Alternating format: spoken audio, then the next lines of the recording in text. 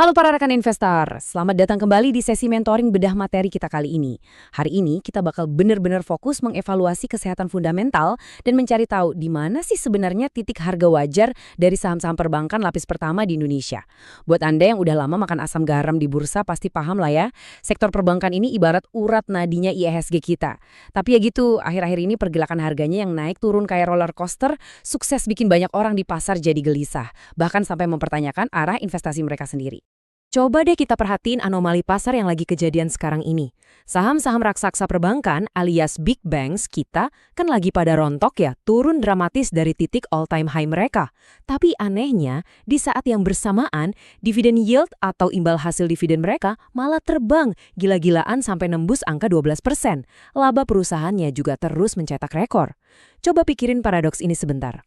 Jadi pertanyaannya, ini tuh jebakan value trap di mana saham murah bakal terus makin murah atau justru ini sebuah golden entry point, titik masuk keemasan yang mungkin cuma datang 10 tahun sekali?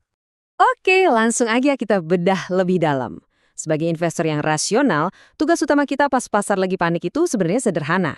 Kita harus bisa misahin mana yang cuma noise atau kebisingan sentimen sesaat dan mana yang emang nilai intrinsik sejati dari aset yang kita pantau. Di sesi masterclass ini, kita bakal pakai kacamata objektivitas, kita bakal ngitung bareng dan nyari tahu harga wajar yang sesungguhnya. Tujuannya cuma satu, supaya Anda bisa ngambil keputusan investasi itu berdasarkan data dan proyeksi yang solid, bukan cuma gara-gara ikut-ikutan kepanikan pasar. Nah, coba deh kita lihat realita bisnisnya di kuartal pertama 2026. Angka-angka laba bersih ini kan nggak bisa bohong ya. Terlepas dari harga sahamnya yang lagi dikoreksi besar-besaran, mesin pencetak uang bank-bank ini nyatanya justru kerja luar biasa keras. Coba perhatiin pertumbuhan laba bersih year on year ini. BRIS memimpin dengan lonjakan laba bersih sampai 17,1%, terus dipepet sama BMRI di angka 16,5%, dan BBRI yang juga naik tajam 13,3%. Bahkan nih, BBCA yang kita tahu, basis labanya udah super raksasa, itu masih sanggup tumbuh 6,3%. Fundamental earning power mereka, khususnya BRIS dan BMRI, tetap super kuat. Jadi, biarpun harga saham di layar broker Anda warnanya merah, mesin bisnis mereka ini justru lagi panas-panasnya ya. Sekarang, mari kita kerucutin fokus kita ke satu studi kasus utama yang belakangan ini sangat nyita perhatian, yaitu PT Bank Syariah Indonesia atau BRIS. Ada katalis korporasi berskala raksasa loh yang lagi jalan di sini. Seperti kutipan langsung dari OJK yang bisa kita lihat, proses transisi BRIS dari status anak usaha Bank Mandiri menuju pengelolaan langsung di bawah Sovereign Wealth Fund Danantara ini benar-benar sebuah titik balik sejarah. Ini bukan sekedar ganti struktur kepemilikan biasa, tapi ini tuh langkah strategis negara buat nyatuin visi perbankan syariah nasional ke dalam satu payung investasi yang super besar. Nah, apa sih yang bikin rentetan katalis ini jadi benar-benar menarik buat kita? Atau gampangnya, so what gitu loh buat dompet Anda sebagai investor? Pertama, spin-off ke Danantara ini bakal ngasih BRIS independensi buat ekspansi agresif di tingkat regional tanpa perlu takut kanibalisasi sama sesama bank BUMN. Kedua, mereka ini kan lagi merintis jadi pionir bullion bank alias bank emas nasional yang pastinya bakal ngebuka keran pendapatan baru yang lumayan banget. Dengan proyeksi pertumbuhan pendapatan tahunan rata-rata atau CAGR di angka 16%, katalis-katalis ini beneran nandain peningkatan efisiensi modal yang luar biasa dan manuver gila-gilaan buat masuk ke ekosistem halal global.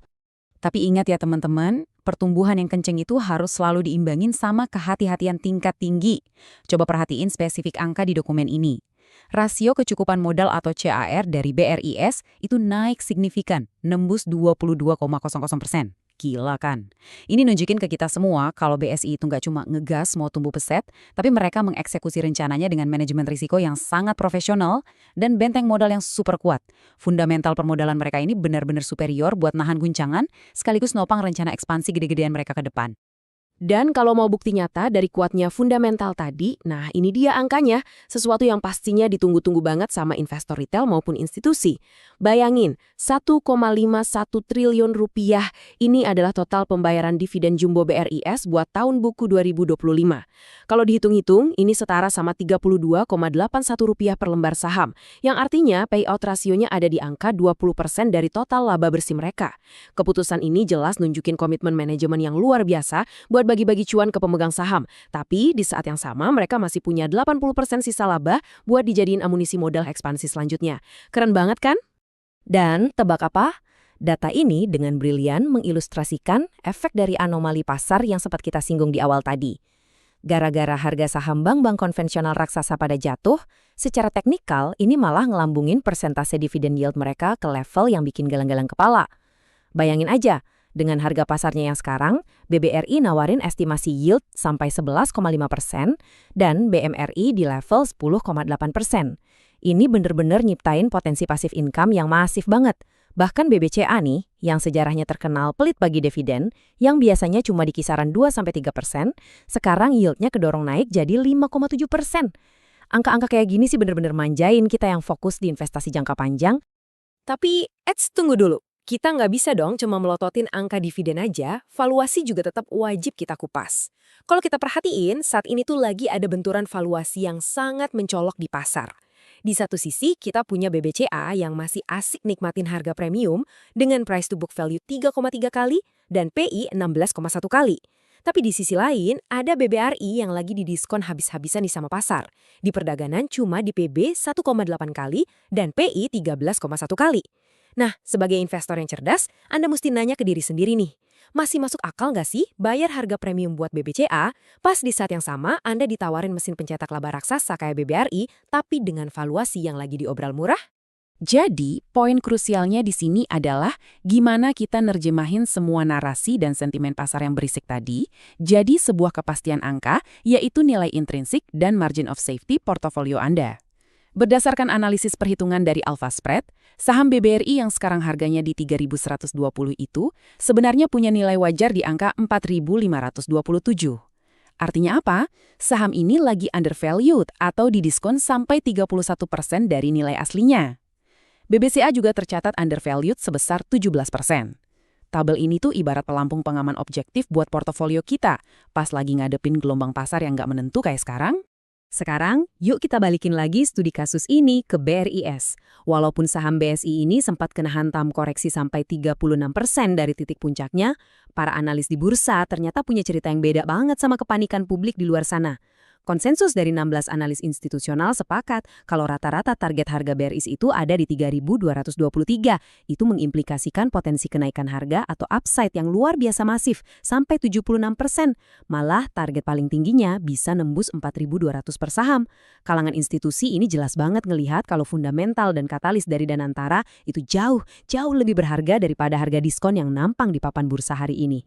Oke, mari kita geser dikit dan lihat gimana semua fundamental tadi ngebangun strategi eksekusi teknikal Anda. Karena ya jujur aja, percuma kita tahu saham itu murah kalau kita salah timing belinya kan? Nah, ini instruksi teknikalnya buat BRIS. Pertama, pantau ketat area demand kuat di level 1.800. Ini tuh ibarat benteng pertahanan tempat para pembeli besar mulai ngumpulin barang.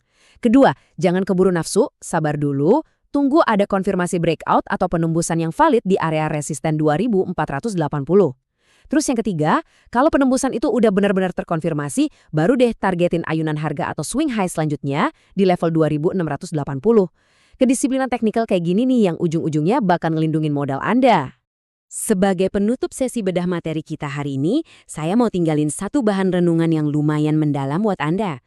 Coba pikirin, dengan fundamental perbankan yang kokoh banget layaknya karang, terus imbal hasil dividen pasif yang bisa nembus 2 digit, ditambah lagi diskon harga yang gila-gilaan di bawah nilai wajarnya, pertanyaannya, apakah portofolio Anda udah diposisikan dengan tepat?